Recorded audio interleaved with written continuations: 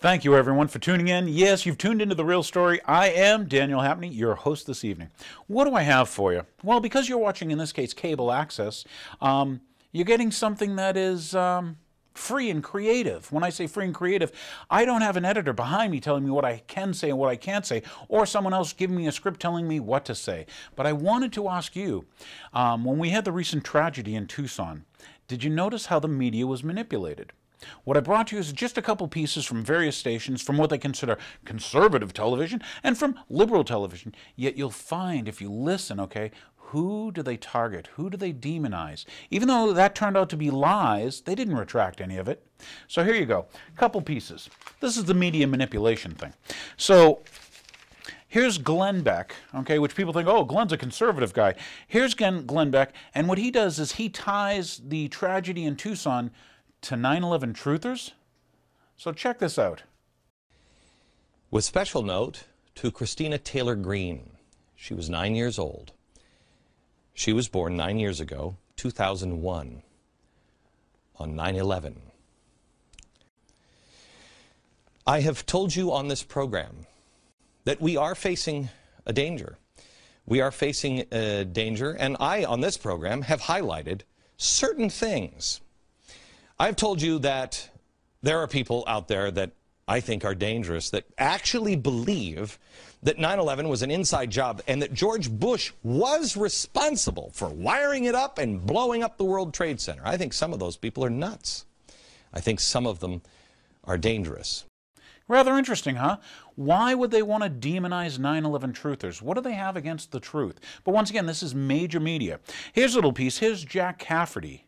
You've probably seen him, I think it's MSNBC or whatever, but here's Cafferty, and look at, what are we going to say, Tea Partiers? Once again, listen to how the media jumped on the shooting, and, all of a sudden, we're going to demonize specific groups. For the last 2 years, the political rhetoric in this country has gotten more hateful and angry and divisive. We've seen guns at rallies and signs with nasty racist slogans. And now we have this tragedy in Tucson.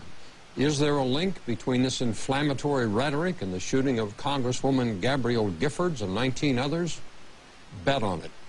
Several lawmakers from both sides of the aisle are now calling for the political rhetoric to be toned down. They say politicians need to cool it and to think about how our words affect people. There's an idea. This is happening at the same time that some of them are deciding to start carrying guns. We talked about that in the last hour. Many are pointing fingers at Sarah Palin, who makes incendiary and irresponsible comments with some regularity. Palin once tweeted concerning the health care debate, quote, "Don't retreat, instead reload." She posted a map online before the midterm showing crosshairs of the kind you'd see looking through a telescopic rifle sight over 20 contested Democratic districts, including Giffords. At the time, Congresswoman Gifford said, quote, "When people do that, they've got to realize there are consequences to that action," unquote. Well, since the shooting, Palin has expressed her condolences and says she hates violence. The Tea Party movement, which has also been a cauldron of inflammatory rhetoric, is also distancing itself from the tragedy, condemning what happened. But even if there's no direct correlation here, people like Palin could bear some indirect responsibility for the mindset of the shooter and others like him. Now here's MSNBC, okay, and they have a guest on, and who do they blame? Well, it's probably those Tea Partiers, it's this, it's that. Once again, they're using the manipulated media to demonize specific groups.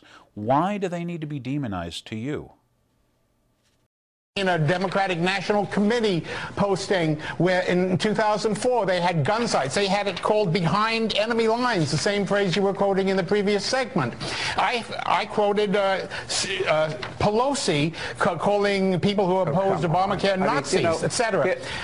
It's on all sides. It's on all sides and equally. No, it's not. No, it's not. And Ed made that point earlier. There's no moral equivalency here. Listen, I wrote a book about this called Toxic Talk. I got to tell you something. I listen to all the talk radio on the right and on the left. This is 24/7 the specialty of right-wing talk radio, Tony. And let me tell you something else. There's a big difference between colonial days and today. And the difference today is that that ugly hate talk from Michelle Bachmann and Sarah Palin is around the world within seconds. It never was in colonial times. So get off of that.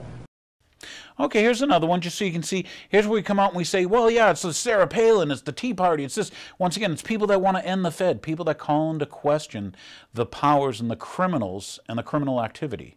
But it's interesting how your media, once again, immediately went after this.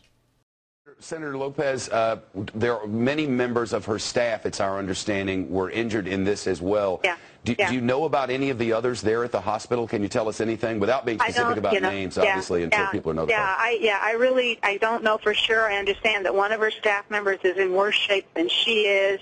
There are members of her staff at other hospitals, at Northwest Hospital, but I don't know anything more than that. I don't know specific names. Other than.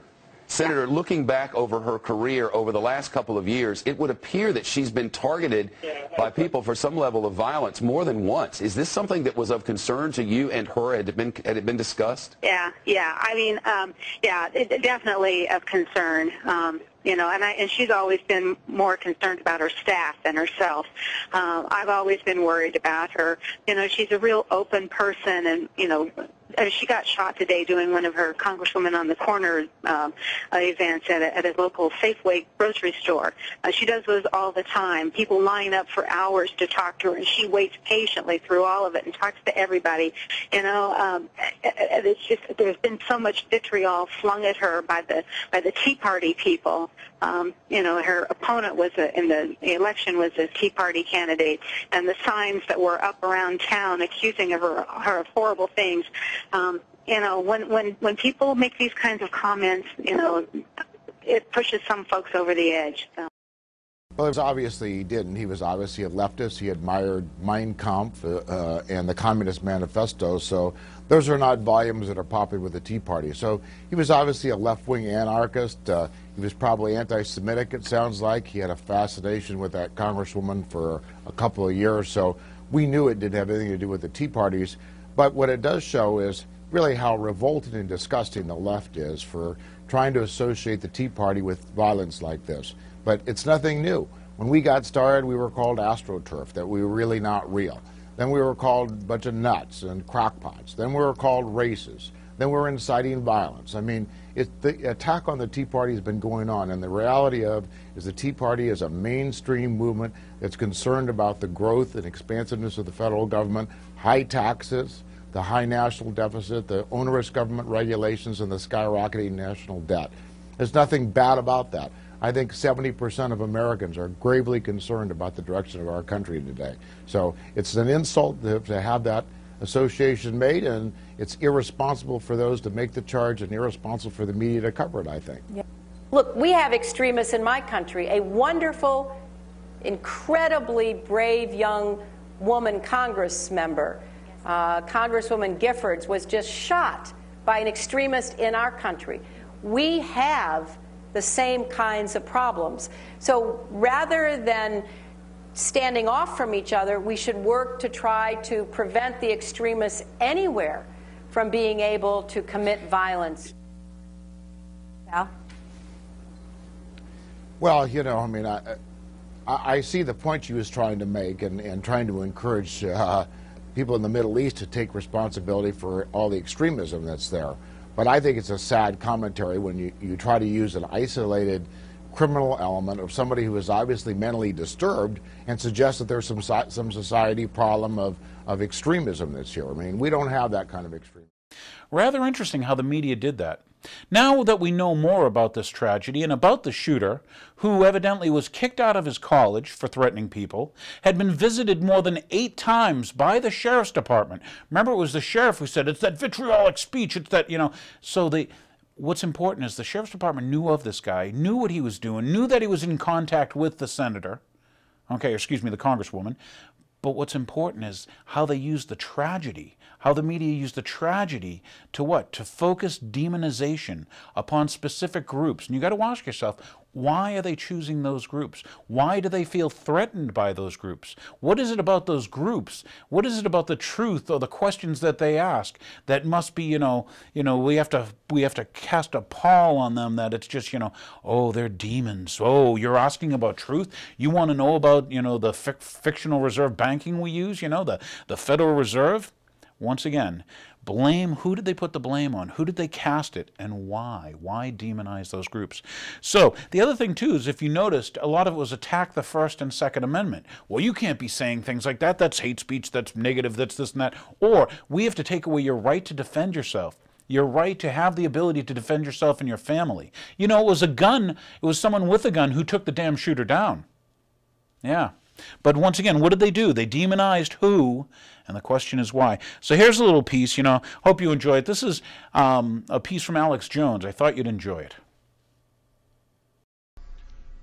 My friends, lovers of liberty, defenders of the republic, we have now seen the mugshot of Jared Lee Loughner, who reportedly shot all those people in Tucson, Arizona on Saturday. And I've had several days to do deep research on this guy. And he is clearly, certifiably, completely a paranoid, violent schizophrenic. There is no doubt by any yardstick of imagination that that's going on. He wrote about how he believed he was really a woman. That's one of his personalities. Then he dresses up like the Grim Reaper and burns the American flag while playing some type of death metal music. He's involved in taking care of dogs and animals in the neighborhood. That's another one of his helpful little personas. Then he's also got a voodoo shrine giving oranges to the skull god right out of Black Magic Santeria in his backyard, and his parents allow him to have this shrine. I mean, this is truly bizarre. He likes the Communist Manifesto, but also Hitler. He's certifiable.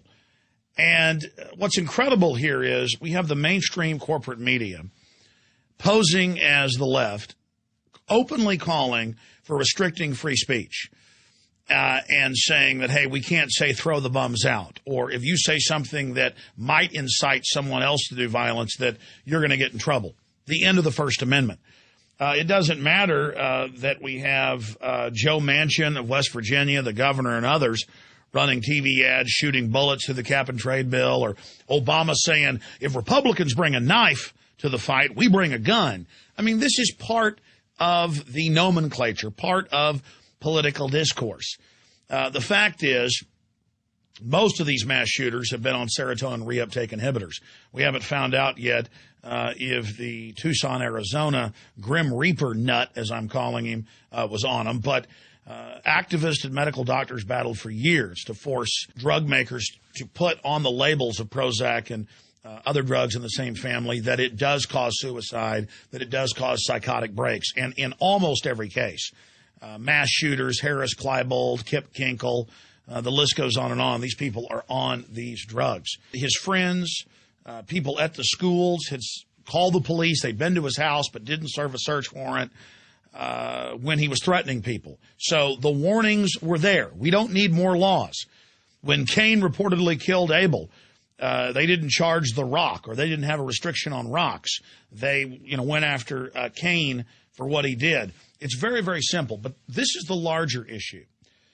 We are seeing a brazen attempt by the controlled media paradigm to engage in divide and conquer, or balkanization, to blame the left wing, to blame the right wing, to blame other people's ideas for what happened, and to sell the idea that speech is evil and dangerous. And I'm really pretty freaked out by the so-called establishment left openly endorsing and calling for all sorts of draconian attacks on free speech in this country. Hoping to make it a federal crime for a person to use language or symbols that could be perceived as threatening or inciting violence. Seeing the government as an enemy. Alex Jones' website and by Ron Paul. All the vitriol that we hear inflaming the American public by people who make a living off of doing that. Do you think you can get your colleagues in the wake of this tragedy to look at those magazines? I'm hoping that I can, but you know the way Washington is. It's going to be a battle, and they shouldn't be allowed for an ordinary citizen to own. This is a man fired up, presumably by some of the very hot commentary out there. What did Sarah Palin say, and what did Rush Limbaugh say? Those who put the crosshairs on Ms. Giffords, on those who used language demonizing liberals or Democrats. We intend to criminalize behavior that engaged in putting crosshairs or bullseyes on members of Congress. Obviously, you don't want to see a gun going into the hands of those that are mentally ill. If you see something suspicious, say something immediately. The government is implying mind control and brainwash on the people. In a country that is intent on preserving the madman's right. And I'm really upset by Fox News and others trying to tie this to, quote, conspiracy theorist. That is anybody that questions the official government story.